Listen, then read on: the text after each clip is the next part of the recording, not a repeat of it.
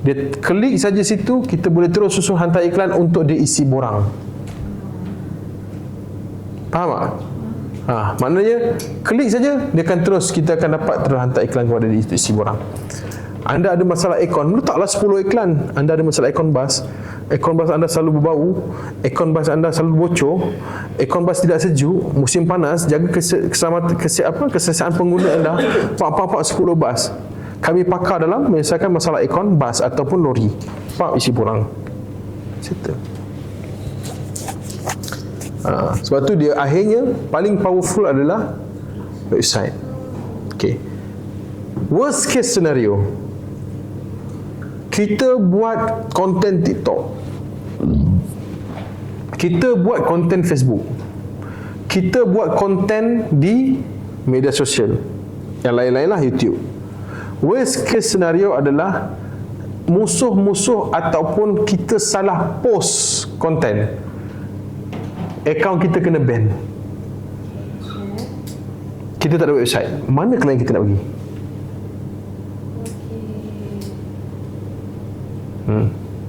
Mana klien kita nak pergi? Tapi kalau kita buat konten, kita ada simpanan kita, video yang kita simpan, website kita pun ada, kita boleh post balik video-video yang okey tu sebagai konten kita. Kita boleh ambil custom audience daripada website itu, kita boleh hantar iklan untuk cepatkan audience kita. Nampak tak? Sebabnya satu-satunya akaun internet yang tak boleh di-ban, kecuali kalau kita ni pengganas, adalah website. Pengganas lah.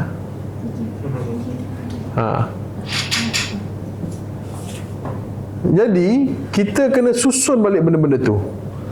Itulah satu-satu tempat yang selamat untuk kita. Rumah kita kan. Kalau media sosial, kita anytime boleh kena ban.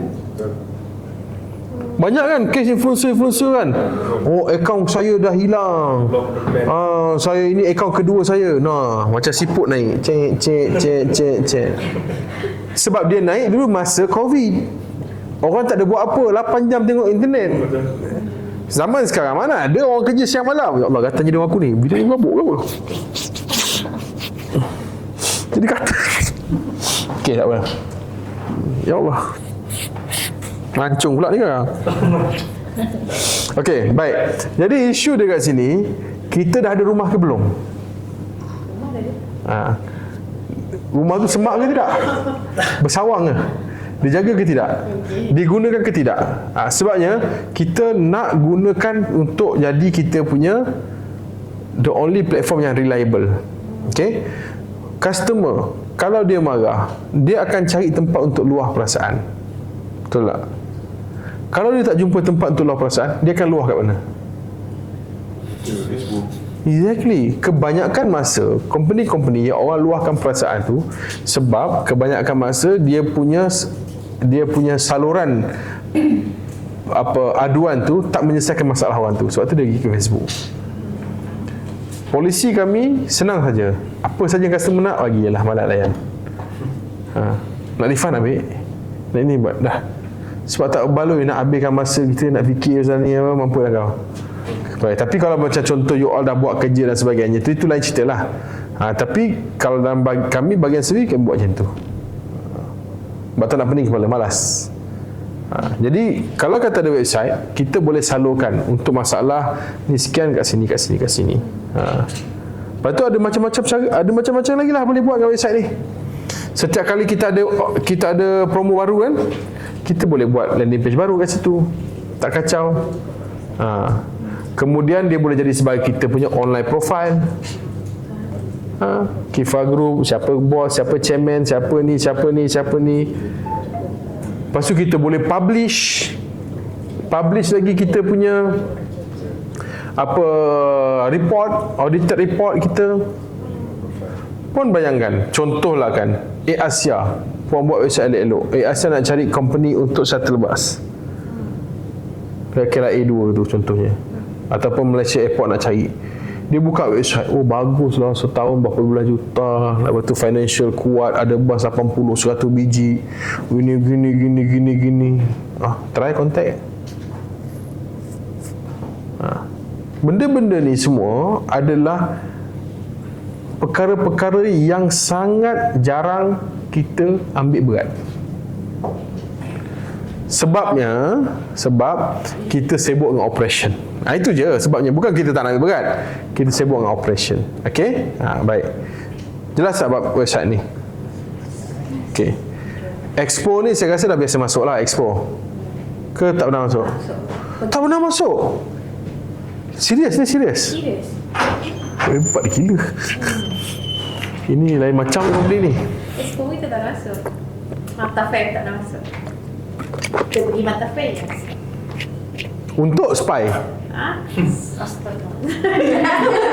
Betul tu. Orang tanya. Betul lah kan. Untuk spy lah kan. Tengok apa yang orang buat, package apa yang orang jual kan, untuk pergi kan. Okey. Tahun depan masuk. Kalau nak go next step, kena masuk expo. Sebab expo ni dia bukan untuk jualan, dia memang betul-betul untuk branding. Dia betul-betul untuk branding. Kalau nak buat lagi gila, bagi offer yang memang orang kata tak masuk akal lah, contohnya kan. Contohnya hantar kita bagi pembeli 40 orang dapat pergi makan durian kat Temburu. Makan durian kat Tebedu. Tebedu pula. Pun boleh lah, tak apalah. Kat situ kan. Bawa situ.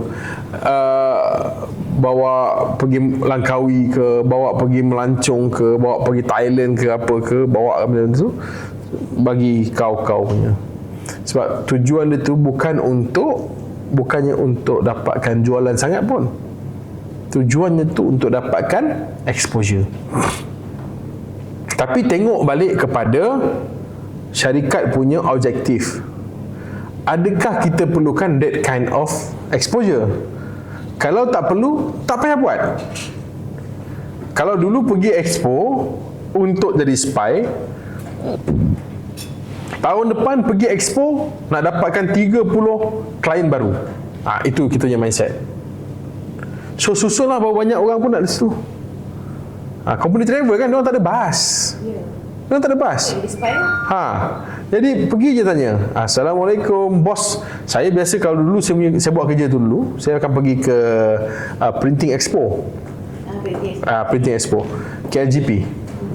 Kan, saya akan pergi Printing Expo, saya akan jumpa dengan bos-bos kedai printing tu. Sebab bos-bos printing ni biasanya dia tidak ada designer yang buat kerja design untuk branding.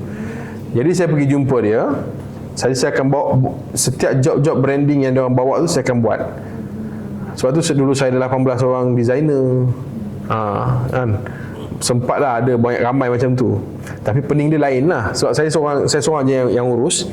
Jadi pening, designer ni pening, nak urus designer ni pening. Sebab dia kadang-kadang ada mood dia, ada period dia, ada sakit hati dia, ada gaduh dengan bini, ada gaduh dengan awet, ada dia tidur bawah jambatan, ada dia tidur bawah meja. Betul ke Mak? Ada dia main-main dengan ikan laga kan, ada macam tu lah. Gelak okay. Jadi dia macam tu sikit lah. Jadi saya pun ambil keputusan lah, saya malah nak pening kepala, buat bisnes lain lah. Tapi duit memang sedap. Basically duit memang sedap. Di rumah saja pun boleh dapat 100,000 lebih bersih kadang-kadang. Tapi pening dia lain. Okey. Tapi yang saya nak beritahu kat sini adalah bila kita rasa expo tu ada target market kita, baru kita pergi.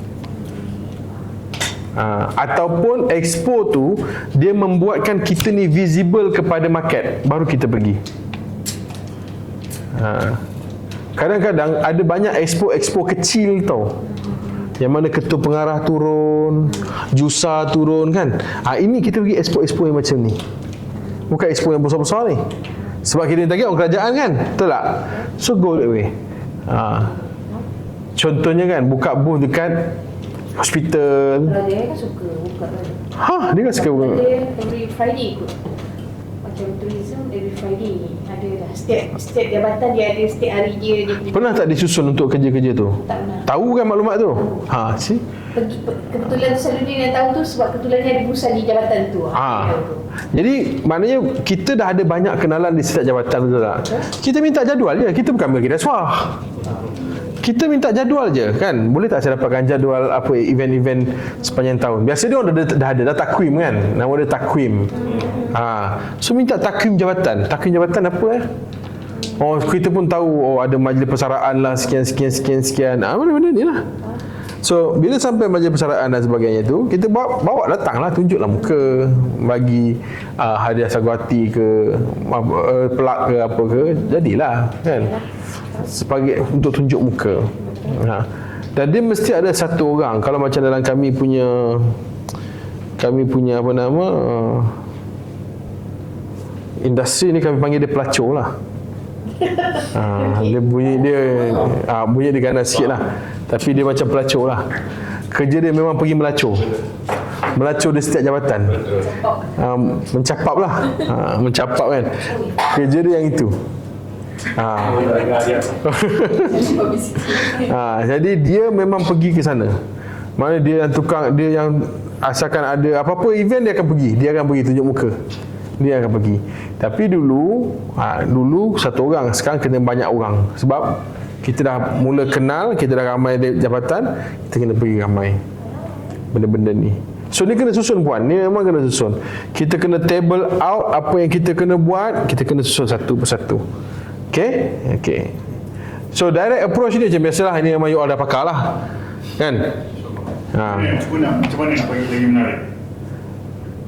Dia apa yang dibuat sekarang? Caranya macam mana? Kita pergi ke kementerian tersebut, kenalkan diri.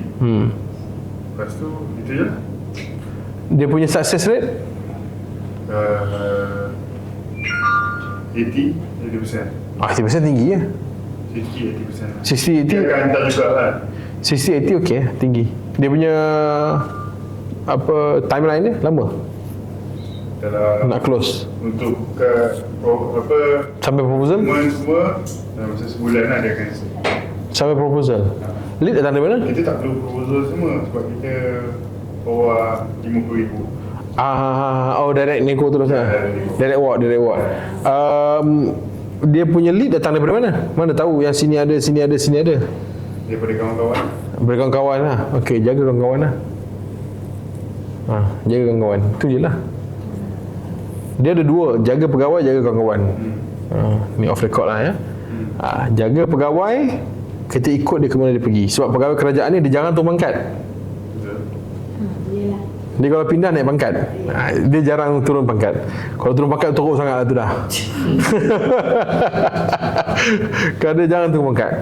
Kemudian jaga orang yang banyak ni. Kadang-kadang kita tak perlukan orang yang dalam, kita hanya perlukan orang yang ada akses kepada maklumat tu saja.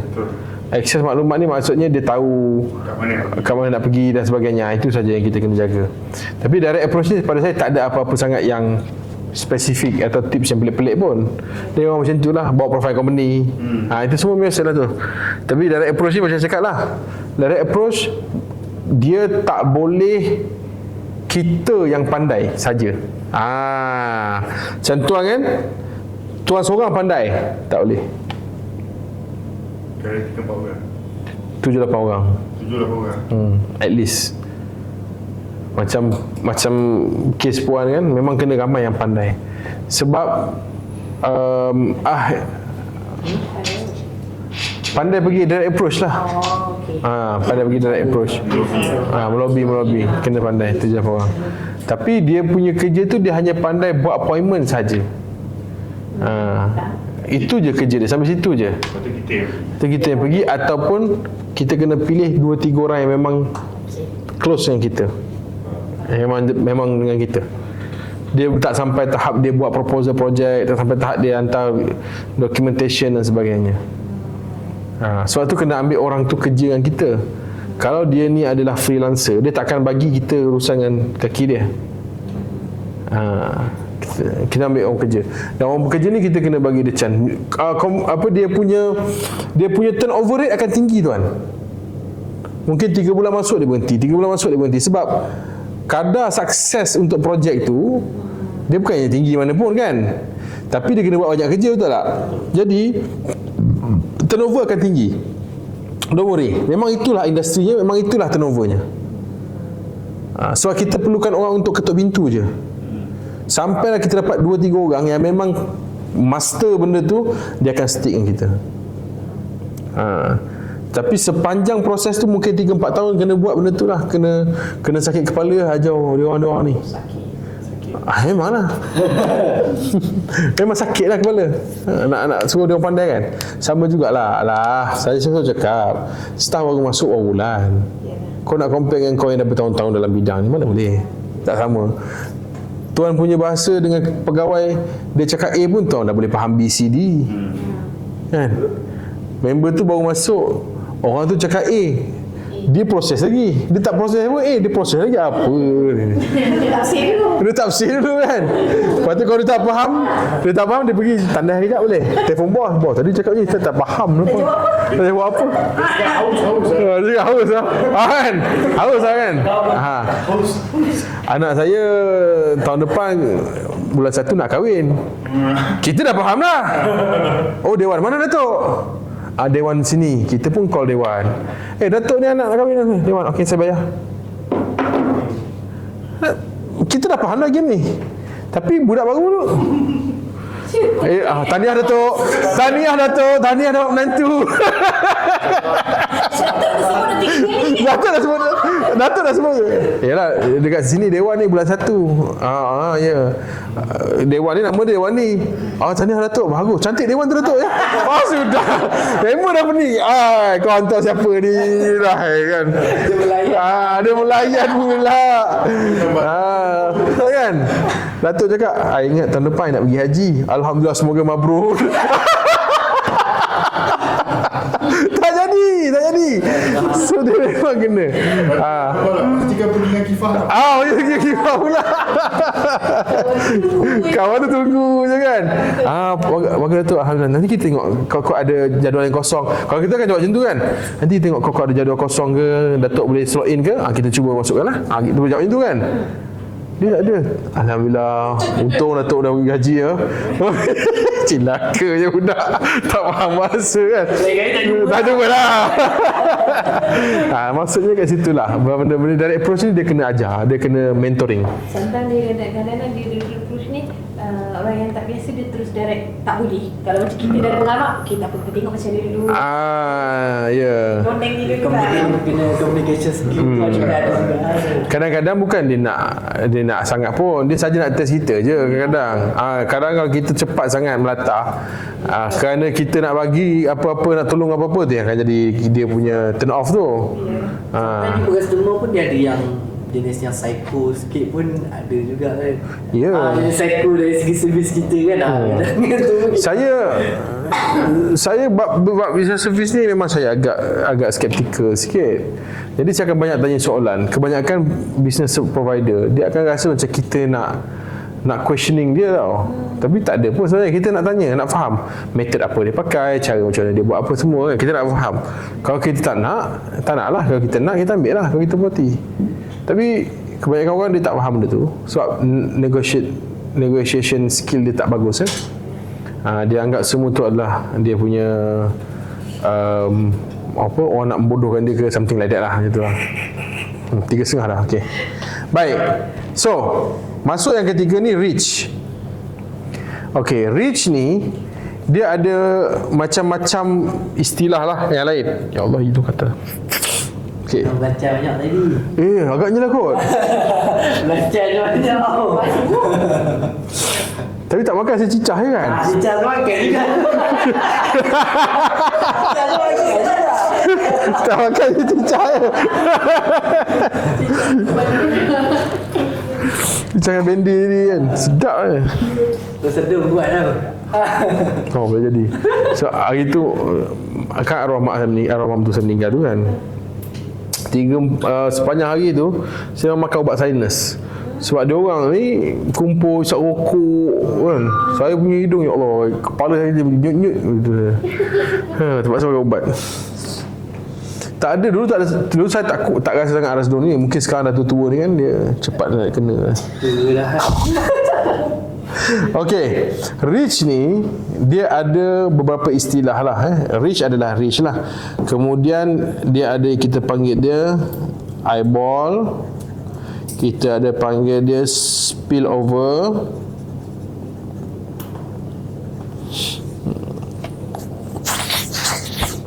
Kita ada panggil dia footfall. Okey. Rich ni capaian. Simple, nak faham. Capaian. Kalau kita hantar 10,000 flyers, so reach kita adalah 10,000. Okey.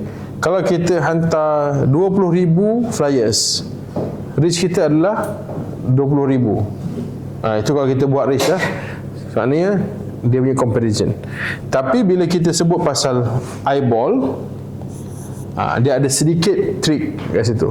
Sebab dia main dengan yang kita panggil dia impression.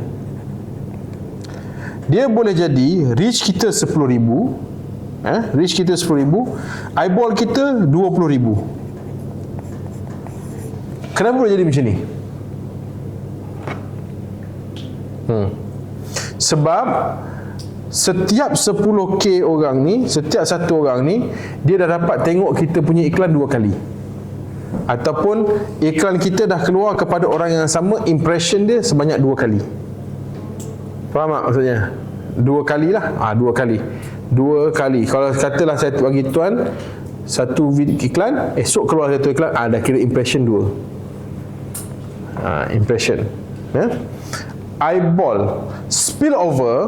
Spillover dia boleh jadi reach 10k, dia boleh jadi 50k kat sini. Sebab apa? Sebab 10k itu dalam kita punya platform social media yang kita dapat kira. Lagi 50k ni dalam grup WhatsApp, dalam grup Telegram, dalam website orang yang hantar orang yang kaki-kaki gosip letak ke apa kan, siakat keli ke apa benda tu lah kan, Milo suam lah apalah, itu benda tu, kejap masuk poket lah apalah, itu adalah spillover. Okey, jadi kalau kita nak main, contohnya macam kami kalau klien ni dia punya audience dia adalah orang-orang tua, kami akan fokus macam mana dapatkan banyak spillover. So konten-konten orang tua ni lain. Konten-konten yang nak di-share di WhatsApp ni, dia sifat dia lain sikit. Dia adalah sifat-sifat dia, tapi dia lain sikit. Dia tak sama macam konten yang kita consume di Facebook. Konten-konten di WhatsApp ni, dia mesti konten-konten yang semangat, bersifat patriotik sikit, garang-garang sikit lah. Kan? Kita mesti begini. Dia sekejap lah dia travel. Lepas tu dia mesti sedih-sedih sikit, berbakti kepada ibu bapa, bakti kepada orang tua, berbakti kepada masyarakat, dia main emotional sikit, berbakti kepada anak-anak, dia macam tu sikit. Dia lebih-lebih macam tu. Lepas tu kalau nak lebih sedap, agama lah. Agama memang laju. Lagi-lagi agama, anak-anak kena berbakti kepada orang tua. Cepat sampai kat group family. Ayah tak cakap, ustaz cakap. Cepat sampai kat group family kan. Kalau video Tapi tak faham ada kedua. dalam grup personal. Kena pula video-video nasihatkan isteri. Yang cuba tengok ni, suami kan, dia tak hantar video, dia hantar link. Yang cuba tengok ni. Kalau soal isteri dia lain sikit, dia hantar video terus. Dengar ni, ada tulis kan. Chat tag nama kan. Dia macam tu lah. Jadi spillover. Okay, footfall ni, ini kalau kita buat bisnes offline, footfall. Dia boleh jadi reach 10,000, footfall kita 2,000 ataupun 1,000. Sebab footfall ni jarang lah dia akan nampak reach dengan footfall tu sama.